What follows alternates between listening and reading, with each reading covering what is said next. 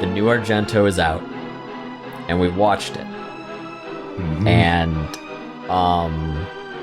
it was a movie, that's for sure. And I will say that it is better than probably most of the stuff you put out in the last 20 years.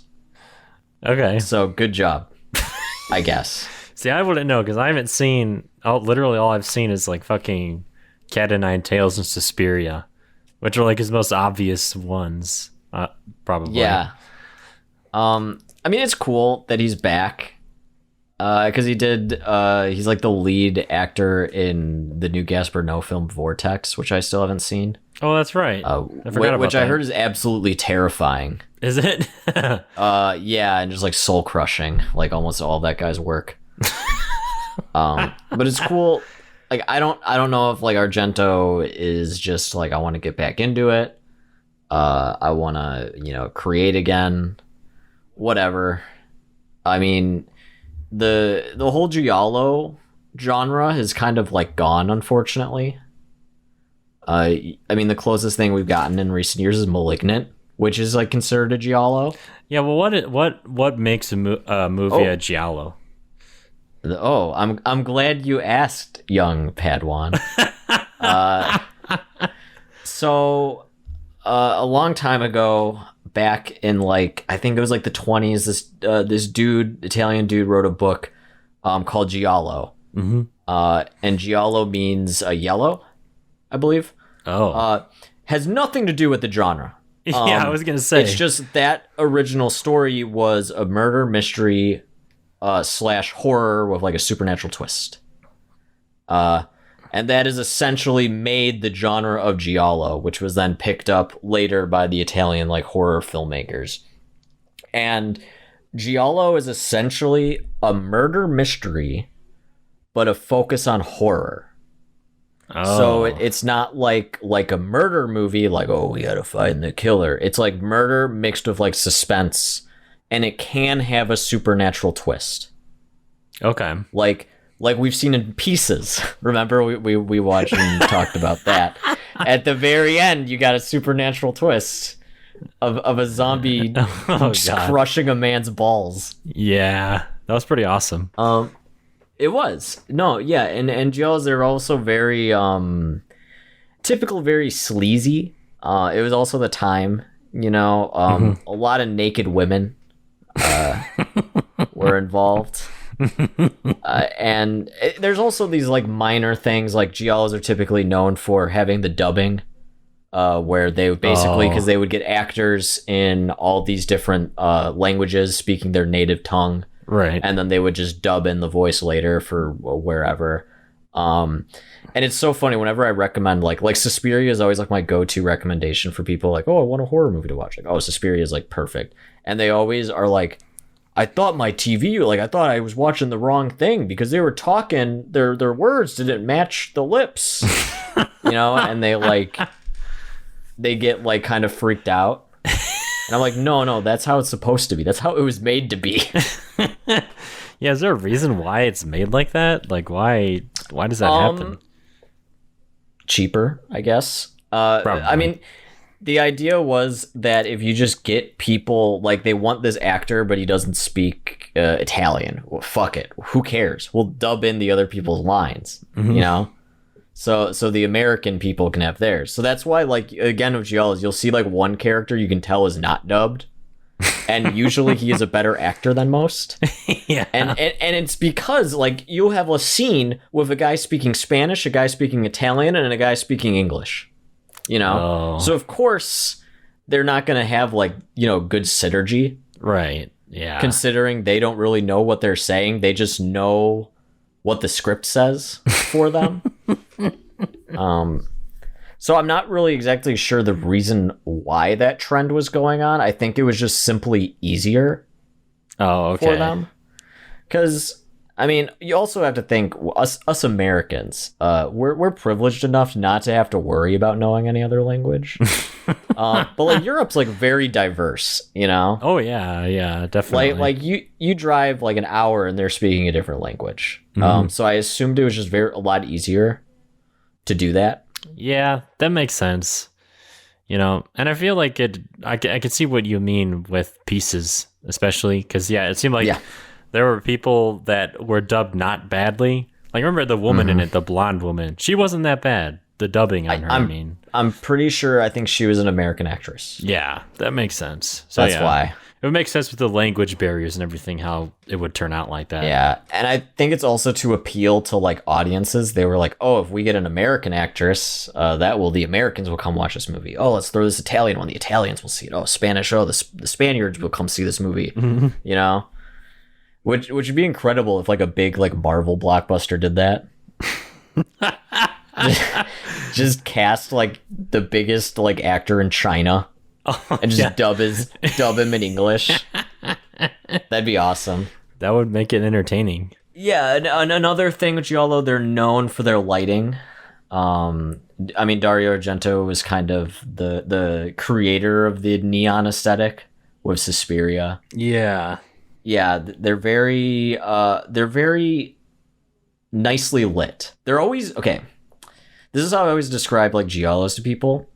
The story is usually not all there, They're always very simple stories, and they're usually pretty stupid. Yeah.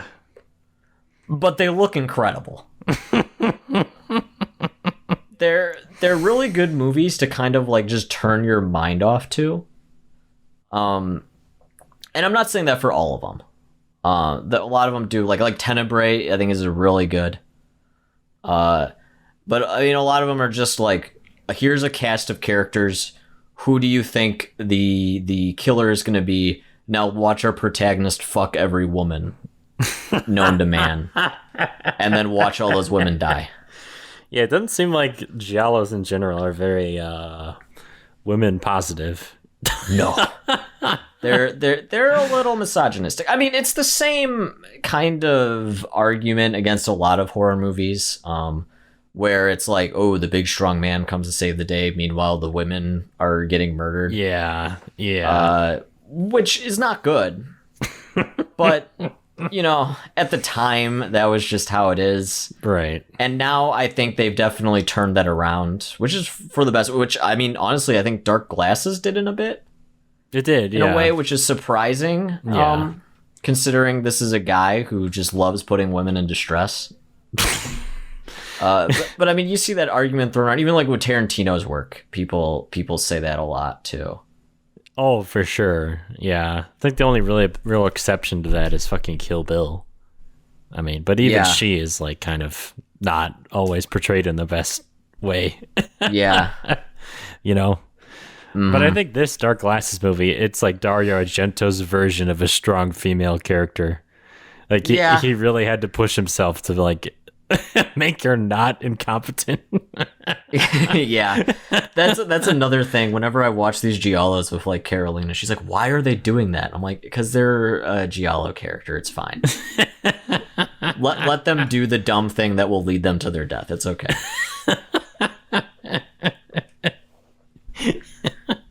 Yeah, so I mean, I'm a huge Giallo fan. I don't know, the era of like 70s to 80s Italian Giallos I just really love.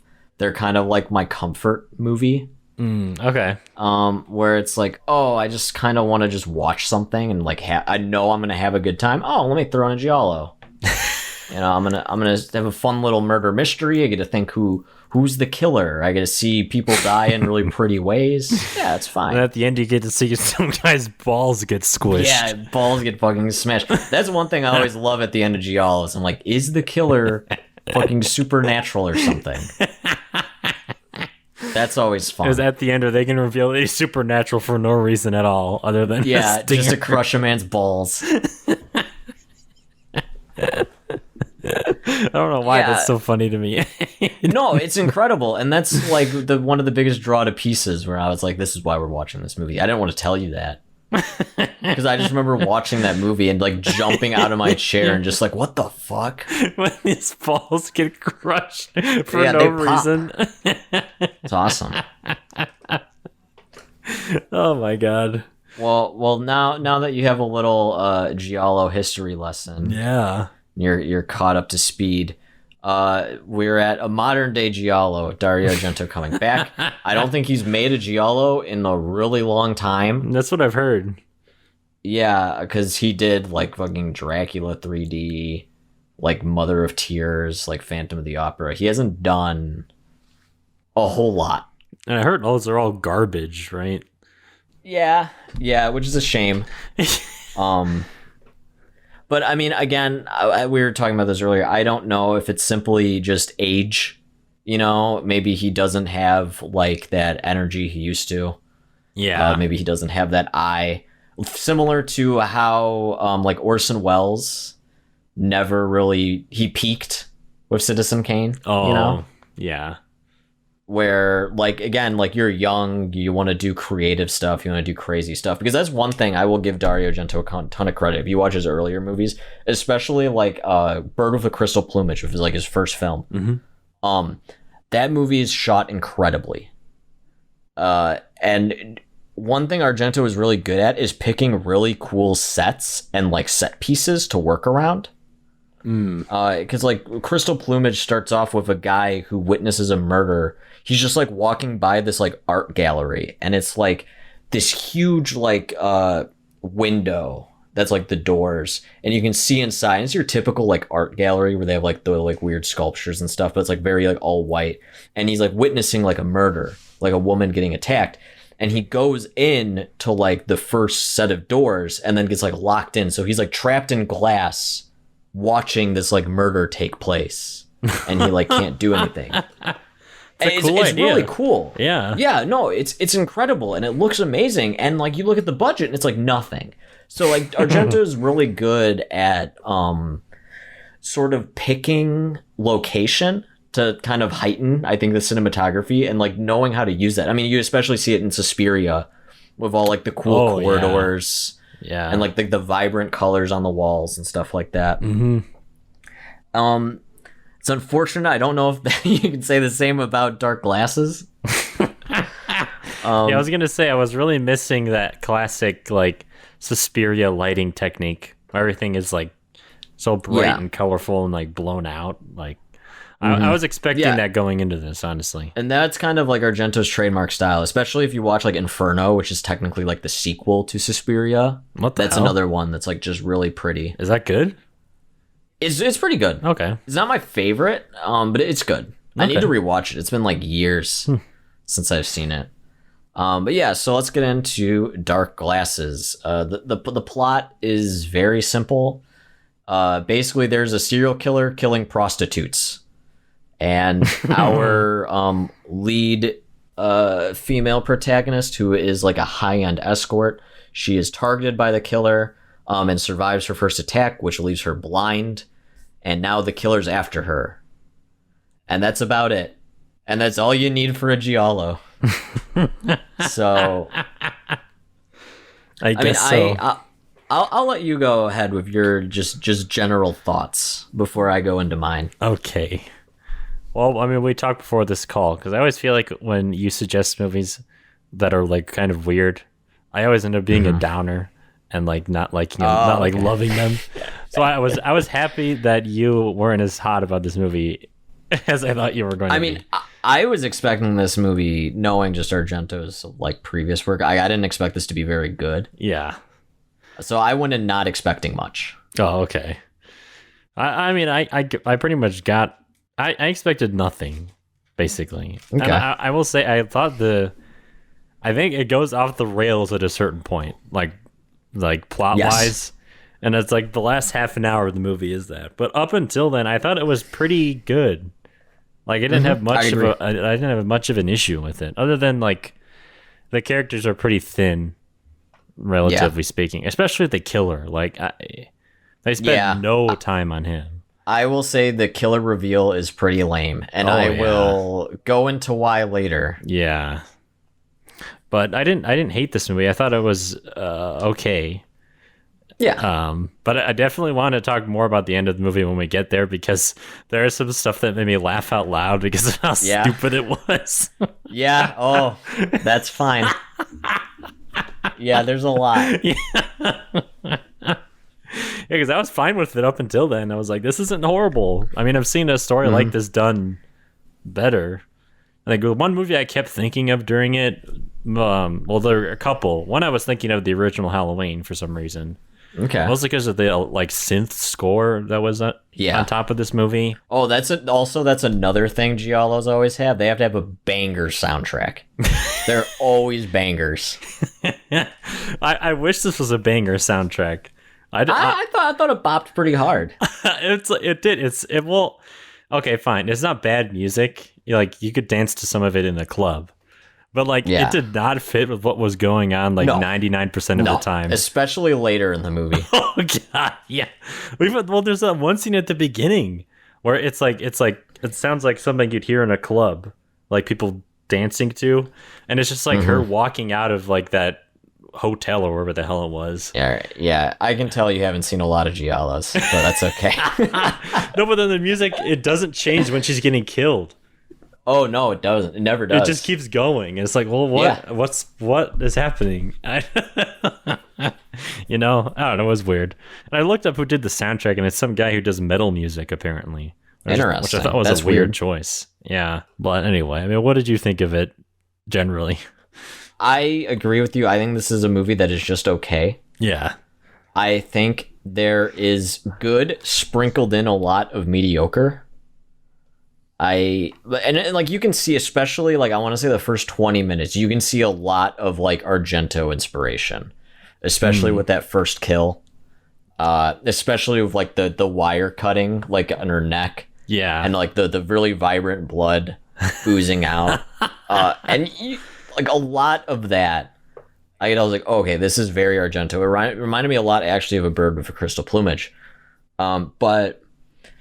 For me, the movie falls off a lot towards the end, that segue into the third act, where it is just characters running around a dark forest for 25 minutes. And the situations they get themselves into in that is so nonsensical and geographically doesn't make any sense. No, well, and then character logic wise too, they do so many things.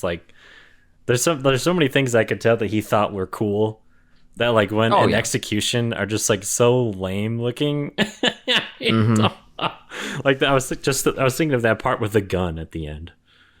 Oh yeah. I was like, he thinks this is witty, but it's not. It just looks really silly and stupid. Yeah, there's a lot of silly stuff in there. Yeah. Well, I mean, I liked our protagonist a lot up until the end. Because it's rare, I think, to see a character who is an escort actually be smart and in power. Yeah. Very sex work positive. Good job, Dario Argento. I will say, I guess we do have to talk about this part of Argento. Is the controversy around him and his daughter. Oh God. I didn't realize his daughter Asia Argento was in this until I saw in the opening credits, and then when I realized this movie was about an escort, I was like, oh God. Oh no. Because for those who don't know, Dario Argento has been under a lot of controversy, and mostly because he casts his daughters in his movies, right? His daughter Asia Argento, fine, right? Mm-hmm. She's a talented woman. She's an actor. She plays music. She does all these things. Problem is, he likes directing her very naked. Yeah, that's uncomfortable. And doing a lot of gross acts. So when I saw Asia Argento, I was like, oh no. But then I was like, oh good, she's just an assisted care person. Good for him. Good for him. He didn't go full creep. But a lot of people thought I guess I don't know if assumed bad things, just very weird casting your daughter doing sexual acts in a movie that you write and direct. It's weird. It is. Yeah. And Asia Argento has talked about it, and it sounds I don't know what the situation is now, but back way back when she talked about it, it sounded like they didn't have the best relationship. She basically said that the only time her dad really talked to her was on set about the movie or just about cinema in general. That's horrible. So, yeah. But I mean, considering now she's like involved, I don't know what her relationship is now with him. Yeah. But Asia Argento, she's pretty cool. She actually was one of the first people to call out Weinstein before Rose McGowan did. Oh wow, interesting. Yeah. There's a whole thing there, and I think that also kind of led to the whole Dario Argento stuff. But yeah, Dario Argento is not liked by many people for that reason. Just not for anything like illegal happening, just being a creep. So, but wait, his daughter is not the main character in this, right? She's the no person that was helping her. Yeah. Oh, she's the what is person the controversy? I don't understand. Has he cast his daughters in the past? Yeah, in previous stuff, in like the 80s and stuff. He casted her in like sexual scenes. Oh, okay, I see. Gotcha. Yeah, that's where the controversy is. Not with this movie. Okay, cool. But yeah, I mean, our main character, she is strong. She's in control. You know, especially with that guy that wanted to like do fisting. Oh yeah, and she just like pepper sprayed him and kicked him in the balls. Yeah. I mean, it's just rare to, I think, see a character like that. Yeah, it was interesting. It was kind of sex positive in a way. Yeah. And I mean, you saw like even her house was like really nice. She even had a maid. Yeah. I was like, hell yeah. Yeah. And it showed her she wasn't like a kind of mean, like badass. It showed a lot of her being kind. Like, yeah. Even to that one client, that like fat guy. Oh yeah, she like was really nice to him, and like I mean the kid obviously too. But yeah, she's a very 3-dimensional character to a point. Yeah, up until the end. Yes. Up until they go back to the damsel in distress stereotype. Yeah. Yeah, but for me, I know I read like a review before I watched this saying like, "Oh, Dario Argento is back. You know, this is return to form." And I don't entirely agree. I think there's definitely a lot of like inspiration here and a lot of, I wouldn't say callbacks, but just kind of like a feeling of like his older work. But I think there's just too much muddled nonsense in here. Yeah. And it's just, my thing, it is not consistently like visually striking. No. There's like sprinkles of it. Like, oh, that's a really good shot. And then you just see darkness in a forest for the next 20 minutes. You're like, okay. Yeah. Yeah, the end of this movie is so bad. I can't. It feels rushed. It does, yeah. I don't even mind the ending. I just get bothered by how we got to the ending. Oh yeah. Like the very end of it is fine. Like just that whole fucking 30 minutes before that is like not good. Yeah. You know? Yeah. And I would say that like this is like a movie, or these types of movies are ones where you're just like, oh, okay, I'm here for the kills, right? Yeah. But like in this, the kills weren't that satisfying to me. I thought they were fine, but they're few and far between. Yeah, I guess so. Yeah, that's one part of it. Yeah, there's barely any in it. But then I also was like, I thought it was kind of lame. Like that first cut only goes like partially through her neck. Like I don't know. If you really want to show her bleed out, I guess. Yeah. That's another thing with Giallo. There's a big fetishization of blood. Oh God. Like Suspiria, there's so much like just bright, vibrant blood. Yeah. And I guess to achieve that, they just use water and like red food coloring. That makes sense. Just Kool-Aid. So yeah, they really love their blood and woman suffering apparently. Yeah. So having a woman bleed out on the ground from her neck is like the ultimate Giallo cliche, I'm sure. The ultimate Giallo pleasure. Yes. Yeah. Yeah. I mean, I guess while it's not portraying women all that well, it is showing guys for what they are, and that's weirdo creeps. Yeah, I'll give it that. Yeah, because there's like nice guys in this who aren't that bad, like that fat guy and even the kid.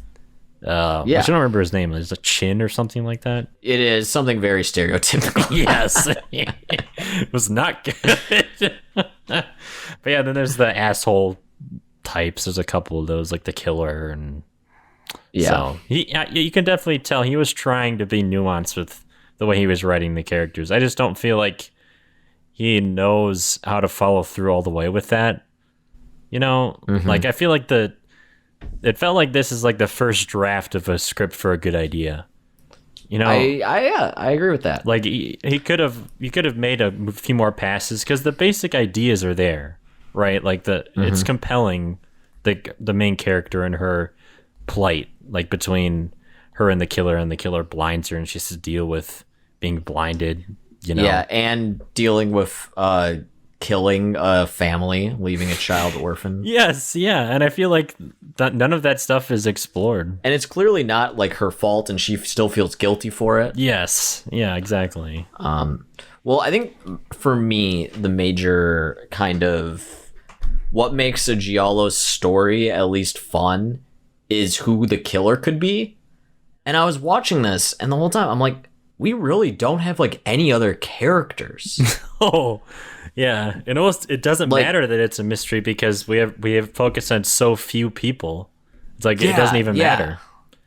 Because normally, like the Giallos usually follow like the cops or something. Oh, yeah. They're trying to like investigate. But yeah, this one really didn't. Like there's and so then when the killer reveal happened, I was like, oh yeah, sure, I guess. Yeah, fine. Yeah, I mean, I saw it coming from a mile away because he's like the only guy who is like a complete asshole, like irredeemable. Like he called her like a bitch or something, right? Yeah, because she told him to shower because he like came over after work. Yeah, and I thought that it was so obvious that there was going to be a bait and switch. Like, it wasn't going to be him. It was going to be somebody else. Yeah, but I was thinking that, too. Yeah, but then there's no other characters with that same body build and were that mean. So I was like, oh, it has to be him. Like, Yeah. It was a bit anticlimactic. Yeah, it was lame. By the way, the killer is not scary, like, at all. No, he's kind of like a guy who would be like in front of you at the checkout line in Walmart and you just don't want to make eye contact with. Yeah, no, exactly. But he's not that like intimidating. No. He's just kind of a creep. Yeah, because the other movie I was thinking of during this, which is a very recent one that I don't think like anyone saw for some reason. I think it had a very limited theater release, but it's a movie called Watcher. It had Micah Monroe in it, and it is like a modern version of 1978's Halloween. But that movie, this movie reminded me a lot of that one. But Watcher's like a much better version of it, where it's like, like they go into the whole killer thing. Like the killer is characterized a lot more in that movie, and because you know him so well and you know what drives him, that's what makes it scary, I guess. But then you can go the other route where you're like Michael Myers, where you know nothing about him, and it's scary that it's so like random, Right. But I feel like this did neither of those things and was just kind of in between, and that's what made him like so not scary and not compelling, Right. I don't know. Yeah, it was just kind of him, and you didn't see much of him being a creep. No, yeah. There needed to be some scene where like, oh wow, this guy's fucked in the head. I mean, that's like another common thing with like Giallos is you're seeing like you see from like maybe like a POV or you just see like their hands, but you always see them doing like depraved shit. Right. Yeah. Like whether it's at home watching like fucking like torture porn or them just being terrible. Right. But yeah, this you don't really get much. No. Yeah, and another thing that I kind of had an issue with is I don't understand necessarily the point of like dark glasses. Like why? Like there's such an emphasis on her glasses. I was expecting, okay, that's gonna like she's gonna use her blindness to help her later. Oh, I was thinking like Hush, Yeah. What the deaf woman that gets attacked and she uses like her alarm system to like deafen the guy, but her doesn't matter. It's like, okay, where's this coming in? And I guess it doesn't really. No, that's what a real movie would have done. Like, I was expecting her at the end to like do something like witty, where she somehow beats the killer on her own, with her blindness, because that's like thematically that's what you want, because like he blinded her and she was depressed about it for a while, but then she overcomes it and like she's like, fuck you, you did this to me, but it doesn't matter, I'm still better than you, right know? But it's just I mean, I don't, like a dog randomly comes in and eats him alive, and that's the end. Yeah, I mean, I guess the blindness comes from the fact she got a dog, like that helped her. Got blind, got a dog got killer. Yeah. That's what I'm saying. Yeah. It's like you needed another few passes at this script so that you can like iron out those ideas. I mean, did he write this? I don't even know. I believe he did, yeah. Oh, okay. Okay, gotcha. Hey, you know what? He's been out of the game for 20-something years. It's all right.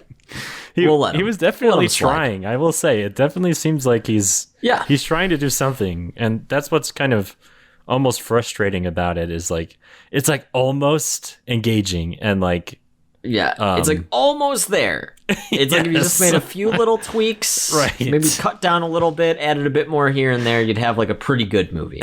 Yeah, because I wanted to like the main girl character more, but like there wasn't enough there for me, you know. You like her, I would say, for the first like half, and then once it gets into just her running from the killer, it's just okay, she's just making stupid decision after stupid decision. Right. Yeah, her character arc plateaus at a certain point. Yeah. And it's like that for like all of them, I feel. Like they start really interesting and then they just do everything you expect a character in a horror movie to do. Right. And I will say, child actor, he did his best. But some of the line delivery is very flat. Oh my god, yeah.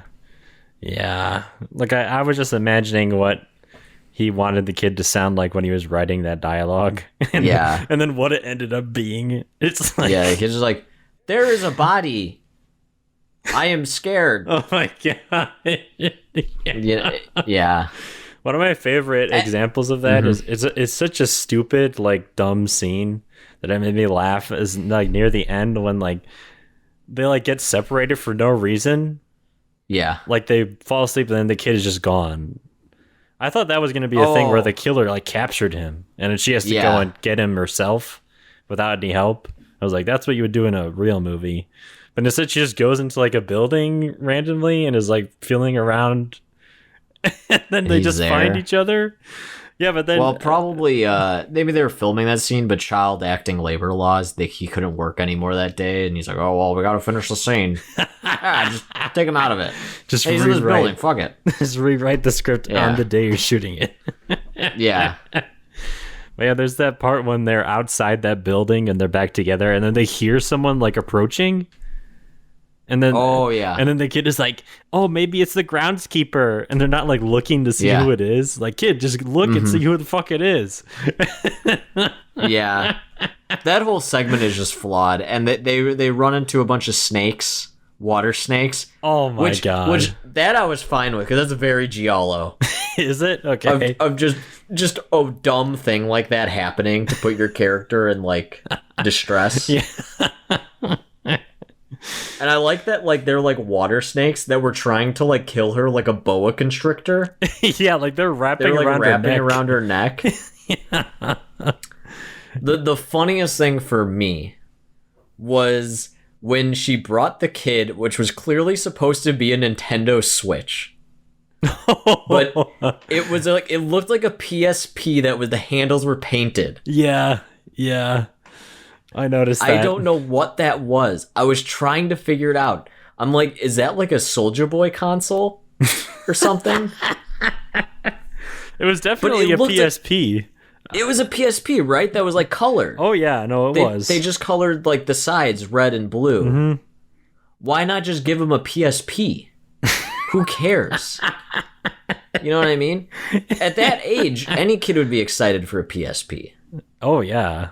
If I was a kid, I wouldn't care. If a game console's a game console, I'll take what I can get. You know? Yeah. And I just feel like there's maybe some intern that was like, hang on. The PSP, no one plays these anymore. You got to give them a Nintendo Switch. And Argento's like, what? They can play Mario. I don't know if Argento sounds like that. I bet it was a budget thing where none of the crew had a Switch. None of the crew had a Switch. And they were like, oh, we're not going to buy one. Does anyone have any other kind of handheld gaming console? And then some guy brings out his dusty old PSP. Yeah, that best boy who probably has like a whole like PSP collection of games of like obscure JRPGs. Yeah, exactly. It's like, you could actually only get this game in Japan, but I had to get it imported for $400 just so I can play this. You can use my PSP. You know? I just imagine those are the people like that sound like they still play PSP. Oh no, you're 100% right. Yeah, and they tell you about how like great the games are. And it's this bizarre Gundam game you've never even heard of that they had to spend like $100 on. I always heard everybody talk about that stupid ass Ghost Rider game for that. And, what the hell? Yeah, there was a Ghost Rider game. I don't know this because Garrett had it. No, but like he would say how awesome it was, and I played it and I was like, this is awful. It was like a really bad version of like Devil May Cry or God of War. Oh, okay. It's just Devil May Cry but Ghost Rider. Yeah. Wait, was it Nicolas Cage? Is he the model? Yeah, it was based on that movie. Fuck yeah. Hell yeah. That's awesome. It's great. It's just a great That's game. what that kid was playing. I'm sure he was. That's why those kids took it from him. They're like, whoa, is that Ghost Rider for the PSP? It's like, that's my game. Oh god.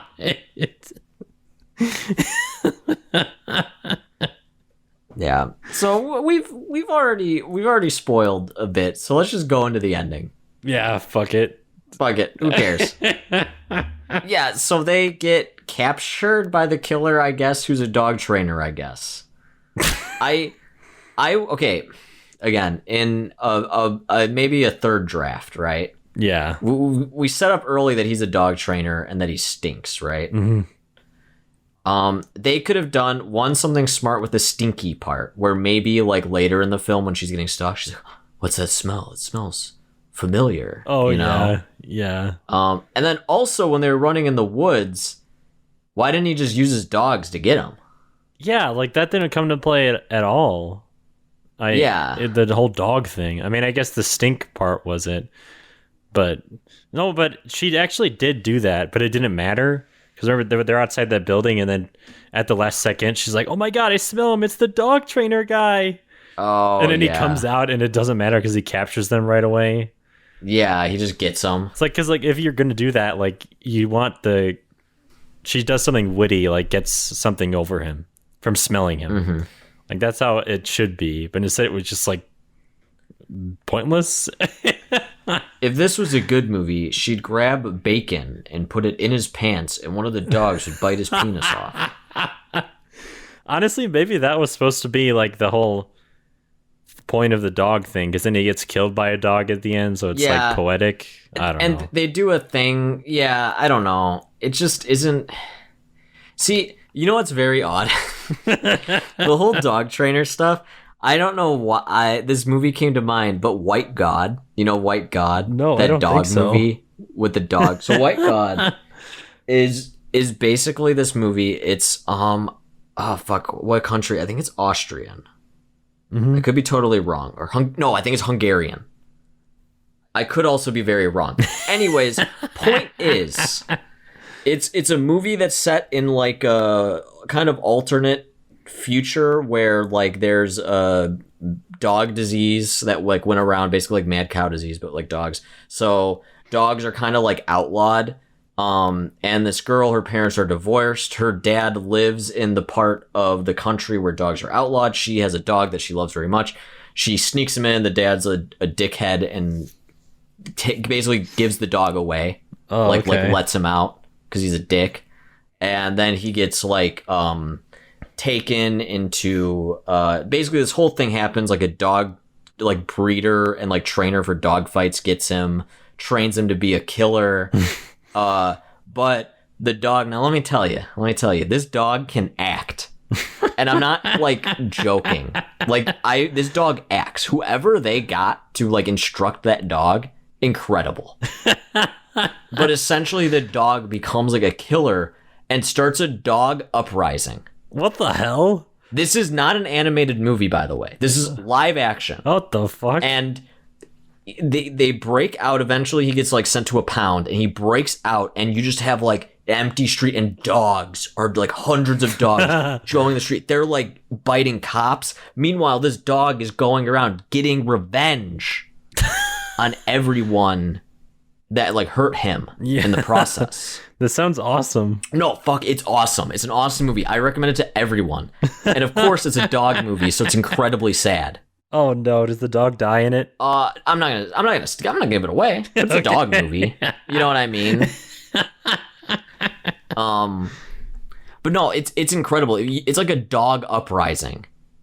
And they don't do anything schlocky. Like the dogs never talk. Oh, okay. But the whole ending when like the dog comes and he's like, "Oh, I trained you, I'm your master," but then like obviously he goes for like the person he made the connection with. Mm-hmm. That reminded me of like White God. So go watch White God, everyone listening, because it's an incredible movie. It's truly unique and it's really well done. I'm gonna watch it now. That sounds awesome. It is awesome. You'll be cheering. Yeah, for the dogs or against the dogs? For the dogs. For the dogs. Oh, okay. Always for the dogs. Yeah, dogs can act. And let's contrast that, all that good dog acting, to this this most laughable dog scene since They Them. When oh my god, I totally forgot about that. Yeah. Well, in this movie, there's that scene when the killer comes into like her apartment and he like sprays like a mist on the dog. Yeah. And the dog just like puts his head down. Yeah, and you can tell they just cut it. They're like, "Oh yeah, that's good enough." Yeah. Like that's all I can get him to do. And I was confused because like at that point she already had ran from her apartment.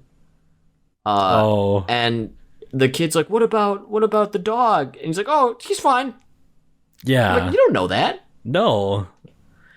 You know, like the killer knows where you live. And I know you got the kid with you, but like, wouldn't you still want to bring the dog with to like lead you around in case the kid? He's already like defended himself when that cop tried to bust in.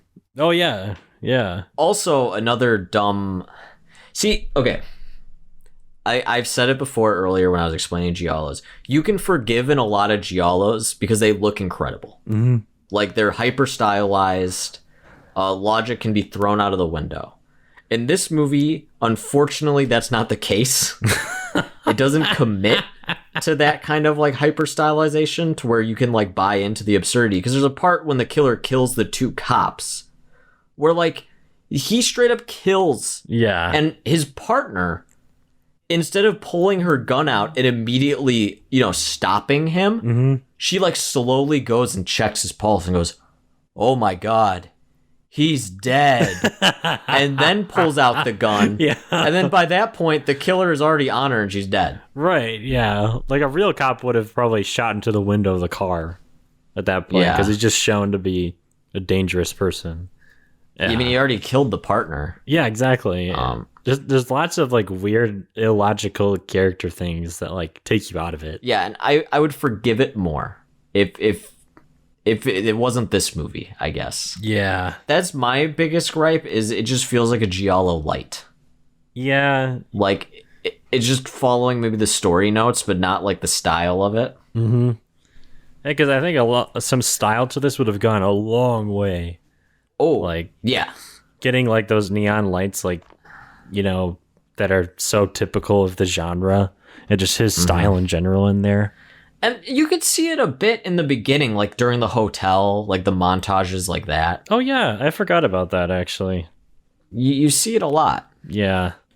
It's just so spaced out. Even the end when the dog is like ripping the guy's throat out, I was like, okay, this is cool. I mean, it's clearly a puppet. Yeah, a really bad puppet. But it's cool. It's fun. And they're like, "Yeah, get him. get him, as this man is getting brutally murdered. Oh my god, yeah, that was so stupid. Oh my, like that was a horrible edit, by the way. I think it was shot terribly, so the editor could only do so much, really, with the footage he's got. But I was so confused as to what actually happened when the dog jumped on him when he had the knife. Because it's like... Yeah, you don't see really what's going on. No, it makes it sound like you think that he stabbed the dog. Because it makes like a knife sound, and then the dog whimpers. And you're like, Yeah, but then the dog is just on top, and the man's neck is like ripped open. Yeah, and you're like, what happened? I feel like there was some missing footage or something. I just love how long that goes on for, of him getting his throat ripped out. Yeah. It's like so long, and you see like the skin like stretching. Yeah. It's awesome. It's a good prosthetic for sure. Yeah, and like for me, I don't know, the gore is fine. Like it's passable. Yeah. It wasn't like zany enough for me to like. No, it wasn't wacky or over the top. Which is a shame, but it's pretty bloody. Yeah, that's for sure. That's pretty cool, I guess. That's a lot of this movie is like, it's cool, I guess. For me, just the biggest drag for me, if it didn't have that bit of them just running around in the woods in circles. Oh my god, yeah. That makes no sense. It felt like he just gave up with the script at that point. Yeah. He's like, I don't know what to do now. We're just gonna have a giant chase scene for 30 minutes. Yeah, it's like Carpenter, and where he's like, how he gets the mask, that's up to you guys. You know? Yeah, exactly. Like, they just could not figure out how to get our characters from A to B.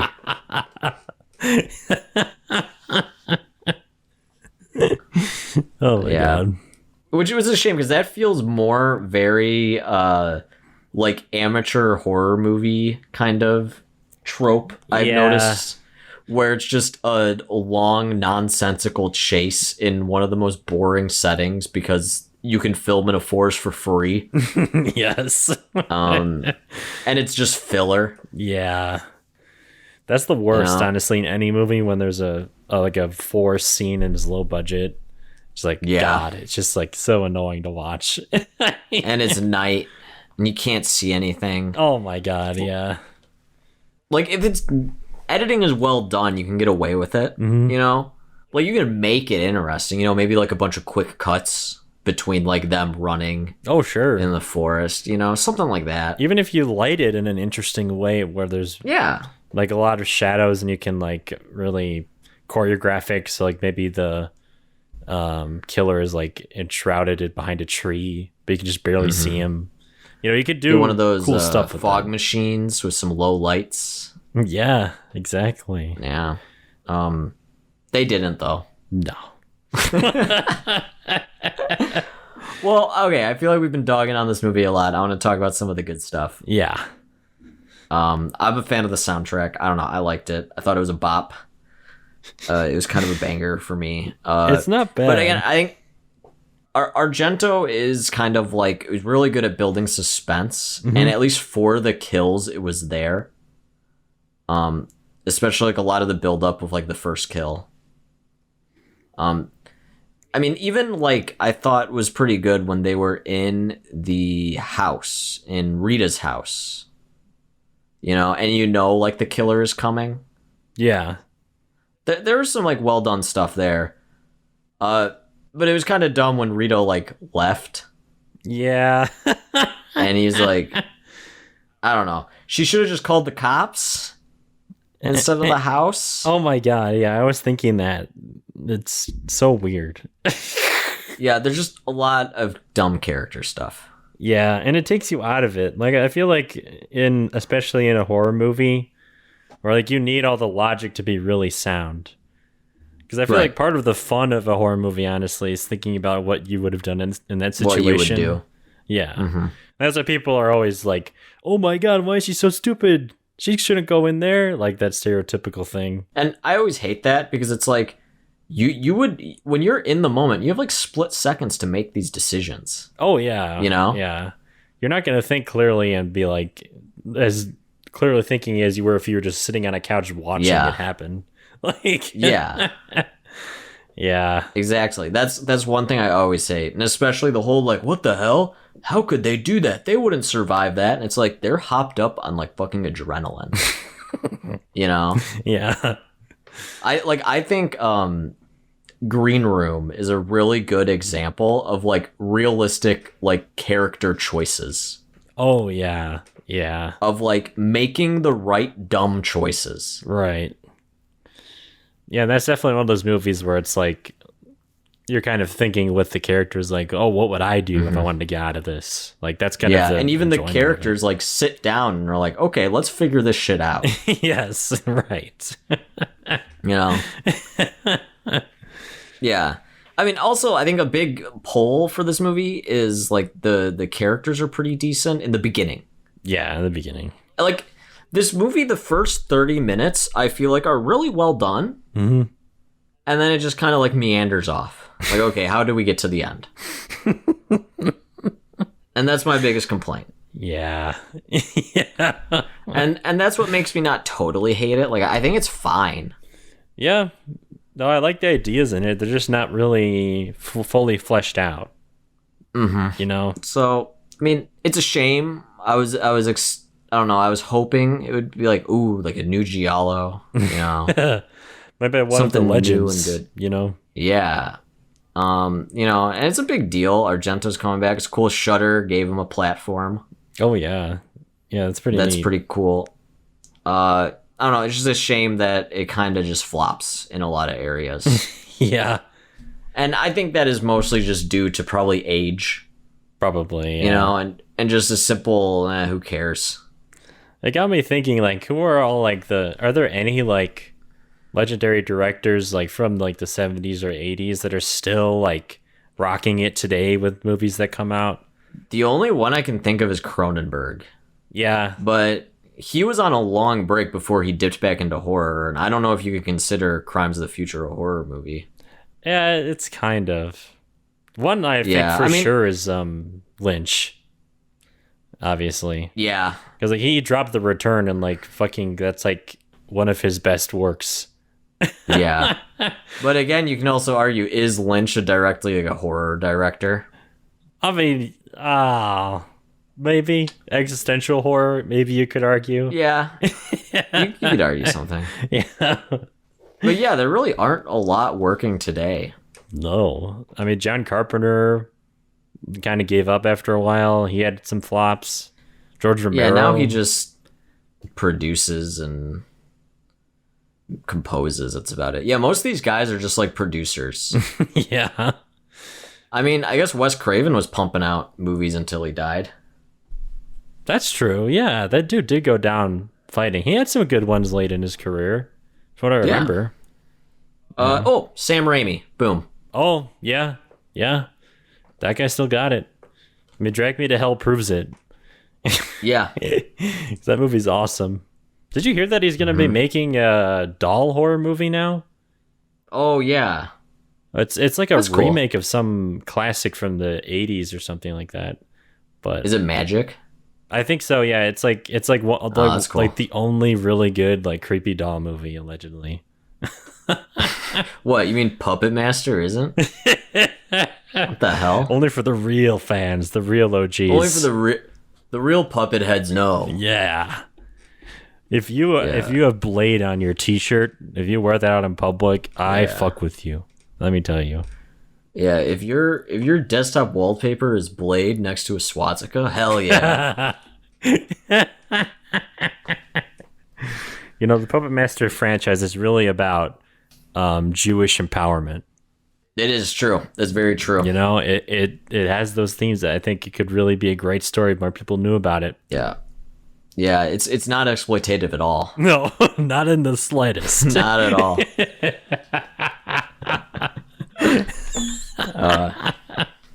All right, so overall, Dark Glasses, kind of Argento's return to form.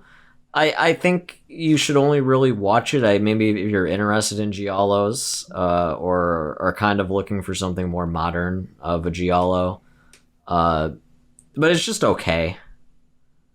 Like I personally wouldn't recommend it to anyone who I think isn't in the know, if that makes sense. Mm-hmm. Like if it was just some dad that was like, oh, what's this Dark Glasses movie about? Maybe not. Yeah.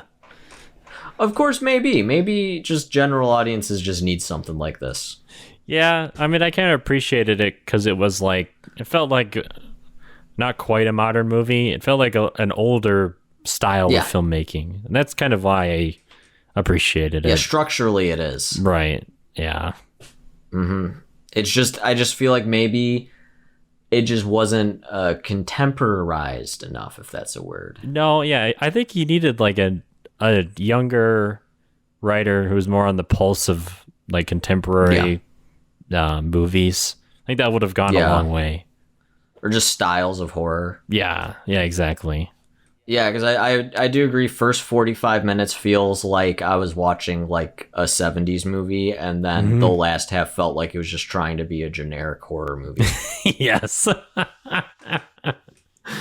Oh man, I've kind of I hope he keeps going. Honestly, I don't want this to be his last one, because I feel like from what I've seen, like up until this point, like he's had some real bad ones, and I feel like this one is not terrible, not as bad as his other ones. Not terrible. Yeah, he's getting back. Right. I feel like maybe next one will be better. Yeah, you should try again. Like, why not? You know. Yeah, roll the dice again. I don't know how much longer you got. Yeah, exactly. I'm pretty sure he's like in his like 70s. So, hopefully, I hope, because I love Argento. He's one of like my favorite horror guys. So it's cool, I guess, for that aspect. Yeah. But it's fine. Watch it on Shudder. You know, Shudder Original. Hell yeah. Might as well. You might as well get Shudder, because there's so many other good things you can watch on there, too. You know? Thank you, Shudder, for giving old men a platform. You know? But they also released that stupid Castle Freak remake, so maybe it kind of balances itself out. Yeah, Shudder balances itself out a lot. Yeah. All right. Well, that was Dark Glasses. Thank you for listening, and we'll see you next time.